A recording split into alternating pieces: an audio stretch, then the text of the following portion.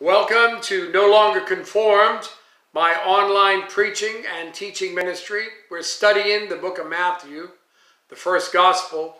In this session, we'll be looking at Matthew chapter 24, verses 1 through 3, the beginning of the end.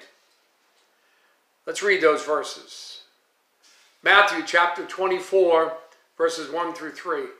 Then Jesus went out and departed from the temple, and his disciples came up to show him the buildings of the temple. And Jesus said to them, "Do you not see all these things? Assuredly I say to you, not one stone shall be left here upon another that shall not be thrown down."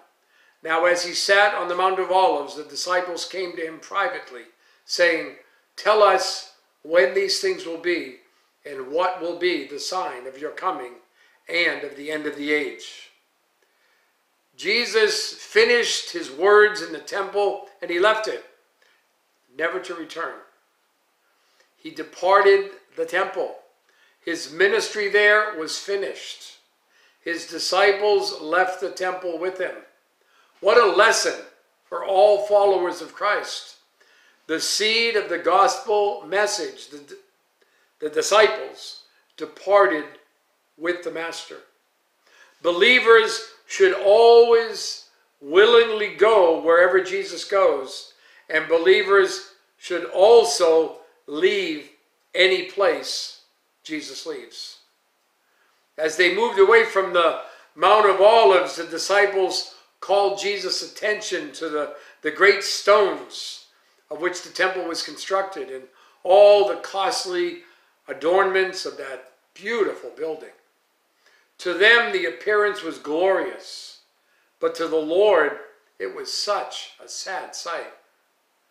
His Father's house, which should have been a house of prayer for all nations, had become a den of thieves, and soon, unknown to all the people, would be destroyed. They were impressed with the temple's glory. Jesus also should be, but he knew so much more. The inside of the temple was stained with the priest's sin. The greater glory of the Messiah himself was overlooked. What prompted the disciples to say that? Well, possibly Jesus' words in Matthew 23:38, "See, your house is left to you desolate." He didn't depart until they drove him away. He didn't reject them until they rejected him. A few days later, the veil was torn and the Holy of Holies became unclean. How did Jesus respond to his disciples? Well, it's in verse 2. And what an eye-opener they got. "Do you not see all these things? Assuredly, I say to you, not one stone shall be left here upon another that shall not be thrown down." Micah chapter 3, verse 12. "Therefore, because of you, Zion shall be plowed like a field. Jerusalem shall become a heaps of ruins, and the mountain of the temple like the bare hills of the forest." Luke chapter 19, verses 41 down to verse 44. "Now as he drew near, he saw the city and wept over it, saying, if you had known, even you, especially in this your day, the things that make for your peace. But now they're hidden from your eyes. For days will come upon you when your enemies will build an embankment around you, surround you, and close you in on every side, and level you and your children within you to the ground. And they will not leave in you one stone upon another, because you did not know the time of your visitation." As Jesus spoke prophecy, his disciples were still looking at the buildings of the temple. This temple was begun by Herod the Great in 20 BC, and it was still under construction when it was destroyed in AD 70.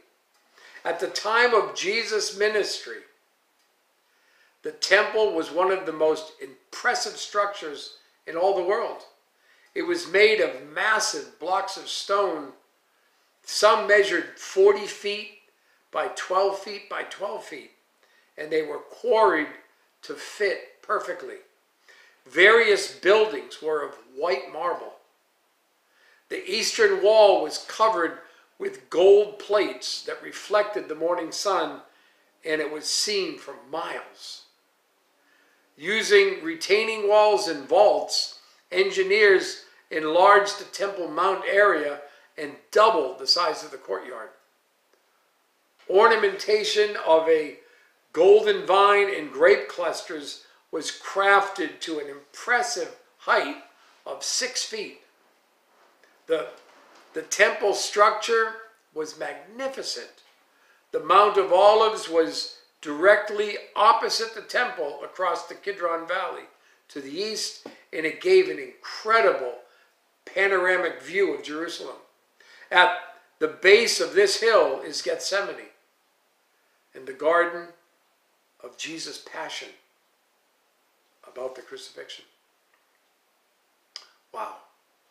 Jesus' unexpected words provoked his disciples to ask 2 questions. When will these things be, and what will be the sign?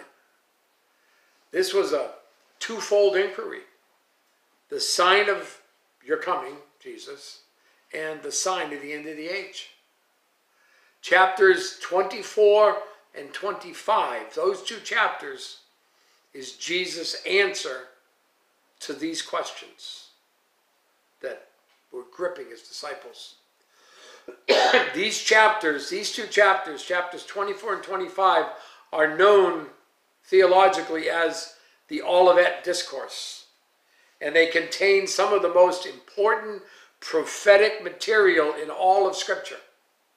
How did Jesus answer them? Well, he addressed their concerns, and he did it in reverse order. First, he described the prophetic sign, well, actually a series of signs of his coming in verses 4 through 35 of chapter 24.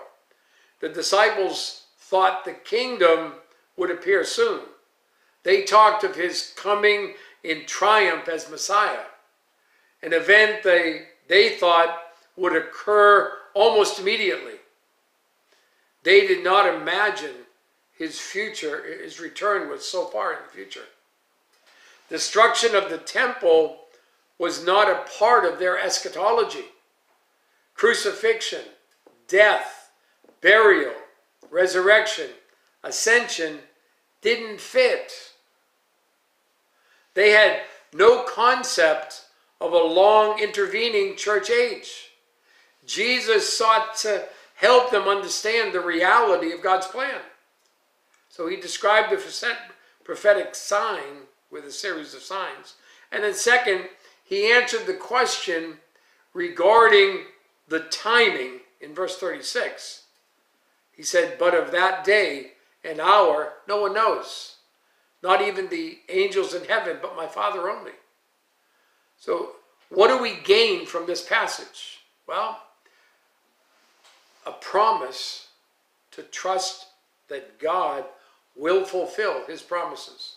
And the reason for faith in that God will fulfill his promises in his time. You think about that, and you have a great day.